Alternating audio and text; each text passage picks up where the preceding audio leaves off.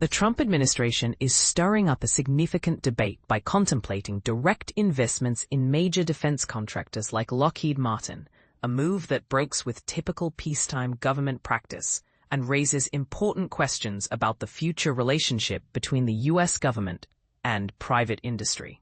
But here's where it gets controversial.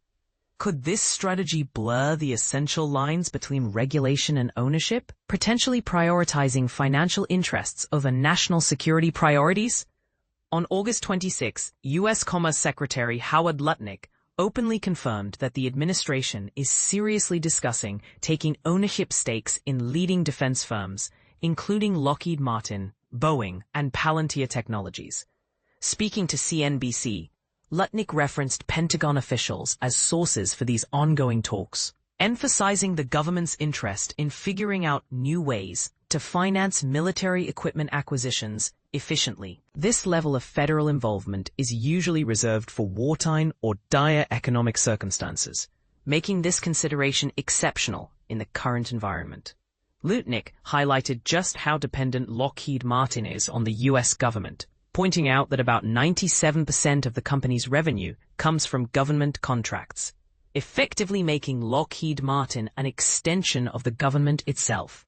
Following these comments, Lockheed Martin's stock saw a 1.6% increase, and the company reaffirmed its commitment to working closely with the Trump administration to bolster national defense. Boeing's shares jumped 2.8%, while Palantir, after an initial dip, recovered to a 1.4% gain amid the speculation. Boeing chose not to comment on the matter, and Palantir was unreachable for a statement. This potential government intervention raises several concerns within business and defense circles. Experts like William Hartung from the Quincy Institute for Responsible Statecraft argue that having the government hold financial stakes in defense contractors might lead to conflicts of interest. Hartung warns that financial success could start taking precedence over strategic defense decisions, which contradicts the need for a clear boundary between regulators and regulated companies. To provide some historical context, this kind of federal involvement, even to the degree of owning parts of companies, has been exceptionally rare outside wartime. However, the Trump administration has shown a willingness to take bold steps recently. Just last week, it revealed it now holds almost a 10% ownership share in chipmaker Intel. Previously, the government also intervened in the sale of U.S. steel to Japan's Nippon Steel, securing a golden share that grants the U.S. a say in the company's operations. Similarly, stakes have been taken in the rare earths firm MP Materials, and the administration facilitated a deal with NVIDIA and AMD to capture revenue from chip sales to China, which were once restricted. President Trump has publicly expressed a desire to expand governmental investments in robust American companies, a position that has drawn both support and criticism.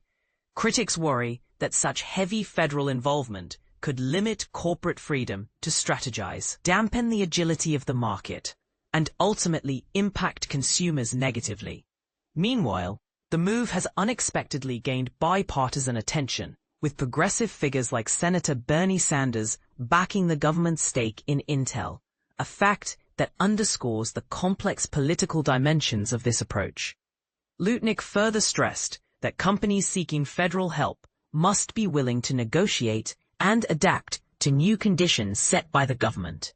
He posed the scenario of a business approaching the U.S. government saying, "We need your assistance and want to change everything," suggesting that, in such cases, it becomes a direct dialogue between the company's CEO and the president on whether to adjust rules accordingly.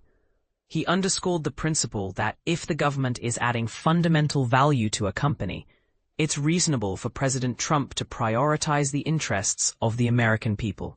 This bold strategy of increased government hands-on involvement in critical sectors like defense and technology inevitably sparks strong reactions and warrants a wide-ranging debate.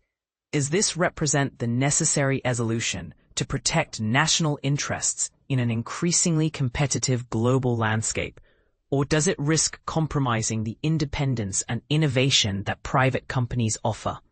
What do you think? Should the government own pieces of major defense firms to secure national security? Or does this create dangerous conflicts of interest that could undermine both business and defense priorities? Share your thoughts and join the conversation below.